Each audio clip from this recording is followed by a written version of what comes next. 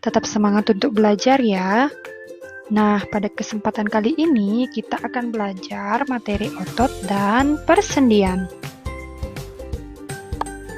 Adapun materi yang akan kita bahas yaitu tentang otot, persendian, gangguan alat gerak, dan cara menjaga kesehatan alat gerak. Langsung saja ke materi yang pertama yaitu otot. Otot adalah jaringan yang ada di dalam tubuh manusia, berupa alat gerak aktif yang menggerakkan tulang, sehingga menyebabkan suatu organisme atau individu dapat bergerak. Otot bekerja dengan cara berkontraksi dan berelaksasi. Fungsi otot pada manusia ada 3 ya sobat ya. Yang pertama, menjalankan dan melaksanakan kerja, contohnya berjalan, mengangkat, dan memegang. Yang kedua, menggerakkan jantung. Dan yang ketiga, mengalirkan darah yang terdiri atas zat-zat, yaitu nutrisi, oksigen, dan lain-lain.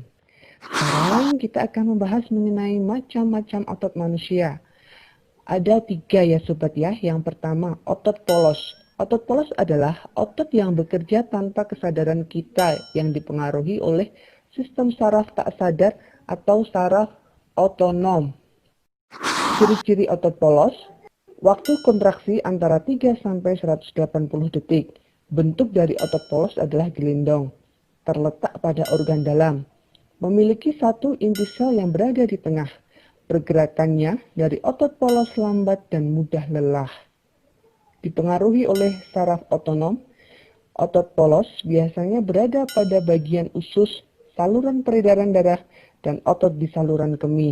Tidak diperintah oleh otak atau tidak dipengaruhi oleh otak. Macam-macam otot yang kedua yaitu otot lurik. Otot lurik adalah otot yang menempel pada rangka tubuh manusia yang digunakan dalam pergerakan. Otot lurik adalah otot yang bekerja di bawah kesadaran. Otot lurik juga dinamakan otot rangka. Mengapa? Karena menempel pada rangka. Dinamakan otot lurik karena adanya sisi gelap dan terang yang berselang-seling. Dan ciri-ciri otot lurik adalah berbentuk silindris dengan garis gelap terang, melekat pada rangka, bekerja secara sadar dengan perintah otak, cepat dan mudah lelah, bentuk yang panjang dan memiliki banyak inti sel atau multisel, mempunyai pigmen mioglobin, inti sel yang berada di tepi. Dan yang terakhir ya sobat, macam-macam otot adalah otot jantung. Otot jantung adalah otot yang bekerja secara terus-menerus tanpa istirahat atau berhenti. Otot jantung merupakan perpaduan antara otot lurik dan otot polos. Karena adanya persamaan yang ada pada otot jantung, misalnya memiliki sisi gelap terang dan inti sel yang berada di tengah. Otot jantung berfungsi dalam memompa darah ke seluruh tubuh. Otot jantung bekerja di bawah kesadaran manusia. Saraf yang mempengaruhi otot jantung adalah saraf simpatik dan parasimpatik. Kemudian ciri-ciri otot jantung antara lain, otot jantung berbentuk silindris, memiliki percabangan. Otot jantung terletak pada jantung, memiliki satu inti sel yang berada di tengah. Bekerja tanpa kesadaran manusia, bekerja terus-menerus dan tidak membutuhkan istirahat. Materi yang kedua yaitu tentang sendi. Sendi adalah hubungan antara dua tulang atau lebih. Berdasarkan sifat geraknya, sendi bisa dibedakan menjadi 3. Yang pertama yaitu sendi gerak atau diartrosis, yang kedua sendi kaku atau amfiartrosis, dan sendi mati atau sinartrosis. Yang pertama ada sendi gerak atau diartrosis. Sendi gerak adalah hubungan antar tulang yang memungkinkan terjadinya gerak, baik gerak satu arah, 2 arah, maupun ke segala arah. Itu sendi kaku atau amfiartrosis. Sendi kaku merupakan sendi yang masih dapat digerakkan meski gerakannya terbatas. Contohnya yaitu sendi yang terdapat pada tulang antar ruas tulang belakang, tulang rusuk, dan juga pada tulang panggul.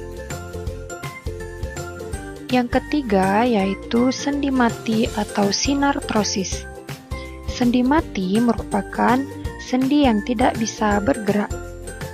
Contohnya, sendi yang terdapat pada tulang tengkorak. Selanjutnya yaitu macam-macam sendi berdasarkan arah pergerakannya. Yang pertama adalah sendi putar. Nah, sendi putar ini memiliki ciri khas. Dan bagian mana pada tubuh kita yang memiliki sendi putar? Kita akan mengetahui ciri-ciri dari sendi putar terlebih dahulu, yaitu satu tulang berfungsi sebagai poros dan tulang lain berbentuk cincin yang memungkinkan untuk memutar pada porosnya. Contohnya pada tulang kepala dan tulang leher. Hal ini dapat memungkinkan kepala menggeleng, mengangguk, dan menoleh. Nah, itulah keuntungan kenapa sendi putar berada pada tubuh kita. Kemudian, sendi yang kedua yang akan kita bicarakan adalah sendi engsel. Kalian pernah membuka pintu bukan? Nah, seperti itulah sendi engsel bekerja. Ciri daripada sendi engsel ini adalah gerakannya satu arah. Ada yang ke depan dan ada yang ke belakang. Ya, seperti gerakan engsel pintu. Contohnya pada siku dan lutut. Itulah dengan adanya sendi engsel ini, maka kita bisa melangkah, melenggang, atau meraih barang. Selanjutnya, yang berikutnya adalah sendi pelana. Nah, kalian pernah melihat gerakan pelana kuda? Ya, seperti itulah kerja daripada sendi ini. Ciri khasnya bentuknya seperti pelana yang menggerakkan tulang kedua arah, yakni muka belakang dan samping. Contohnya pertemuan tulang pada pangkal ibu jari. Nah, kalau kita ingin menulis mata tinta pulpen bagian atas menjadi hal yang bisa kita lakukan. Kemudian sendi berikutnya yang akan kita bicarakan dalam kesempatan ini adalah sendi geser. Dibanding dengan sendi-sendi yang lain, gerakan sendi geser ini sangat kecil. Mengapa sangat kecil? Itu karena cirinya menghubungkan dua tulang yang memiliki permukaan yang datar. Satu bagian bergerak, menggeser di atas tulang lain, bergerak ke depan dan ke belakang. Contohnya, pergelangan tangan dan kaki serta tulang belakang. Jika kita bermain bulu tangkis, gerakan pergelangan dan tulang belakang ini sangat dominan. Selanjutnya, yang terakhir adalah sendi peluru. Sendi ini memiliki gerakan yang sangat leluasa. Nah, dengan adanya fungsi sendi peluru ini, gerakan tubuh dapat lebih fleksibel. Ciri daripada sendi peluru ini memungkinkan gerakan yang sangat bebas. Hal ini disebabkan satu ujung tulang memiliki ujung bulat dan satunya berbentuk mangkuk. Contohnya tulang lengan atas dan tulang belikat, serta tulang panggul dan tulang paha. Alat gerak atas dan bawah bisa bergerak ke segala arah dengan adanya sendi engsel ini. Tulang sebagai alat gerak pasif manusia dapat mengalami penyakit atau kelainan. Berikut beberapa contoh penyakit dan kelainan pada tulang manusia. Berikut contoh gangguan pada rangka. Pertama, retak dan patah tulang. Retak dan patah tulang merupakan kelainan pada tulang yang disebabkan oleh benturan benda keras. Benturan tersebut dapat disebabkan oleh kecelakaan ataupun jatuh. Retak tulang dikenal dengan istilah fisura dan patah tulang dikenal dengan istilah fraktura. Selanjutnya, macam-macam penyakit pada rangka. Pertama, rakitis. Rakitis adalah penyakit pada tulang yang disebabkan oleh kekurangan gizi seperti fosfor, kalsium, dan vitamin D. Hal ini menyebabkan bentuk tulang kaki menjadi bengkok seperti huruf O atau X. Penyakit pada rangka yang lainnya adalah osteoporosis. Osteoporosis adalah penyakit pada tulang yang disebabkan oleh menurunnya kepadatan tulang. Umumnya, osteoporosis banyak menyerang orang yang telah berusia lanjut. Kelainan pada rangka. Kelainan pada rangka dapat disebabkan sikap tubuh yang salah. Contohnya, sikap duduk, sikap berdiri, dan sikap tidur. Kelainan tulang yang pertama adalah lordosis. Lordosis merupakan kelainan tulang punggung membengkok ke arah depan tubuh. Kelainan yang kedua adalah kifosis. Kifosis merupakan kelainan tulang punggung membengkok ke arah belakang tubuh. Tubuh kelihatan tampak seperti membungkuk. Kelainan yang ketiga yaitu skoliosis.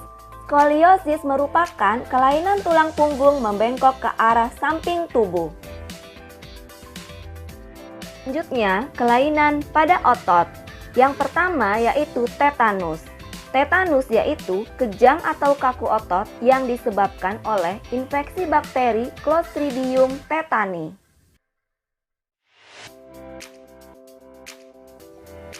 Yang kedua yaitu hipertrofi. Hipertrofi yaitu pembesaran otot akibat bekerja secara terus-menerus. Biasanya ini terjadi pada atlet binaraga. Kelainan pada otot yang ketiga yaitu atrofi. Atrofi yaitu kelainan berupa otot yang mengecil, lemah, dan menurunnya fungsi otot. Berikutnya, kaku leher. Kaku leher yaitu sakit pada otot leher yang diakibatkan karena cedera otot. Alat gerak. Selanjutnya yaitu cara menjaga kesehatan alat gerak manusia. Yang pertama yang dapat kita lakukan yaitu dengan cara makan makanan yang bergizi. Makanan yang bergizi yang dimaksud yaitu makanan yang mengandung vitamin D, kalsium, dan fosfor. Vitamin D dapat kita temukan pada ikan, susu, dan kuning telur. Kalsium dapat kita temukan pada susu, brokoli, bayam, kacang-kacangan, ikan, dan buah-buahan. Fosfor banyak kita temukan pada ikan, jagung, dan kacang-kacangan.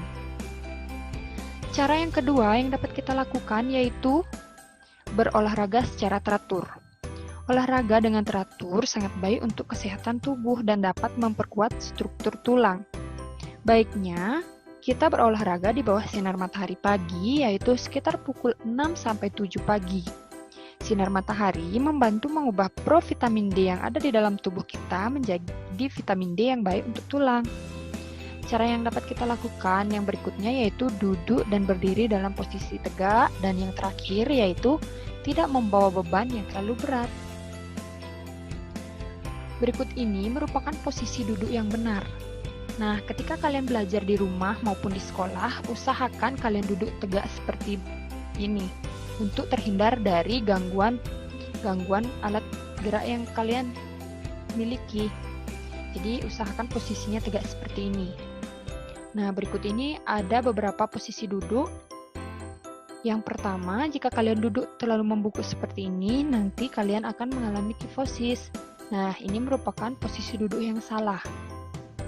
Jika kalian duduk seperti ini, nantinya kalian akan mengalami lordosis. Jadi ini merupakan posisi duduk yang salah. Jika kalian duduk seperti posisi ini, kalian nantinya akan mengalami skoliosis. Jadi posisi duduk seperti ini adalah posisi duduk yang salah. Dan jika kalian duduk seperti ini merupakan posisi duduk yang benar.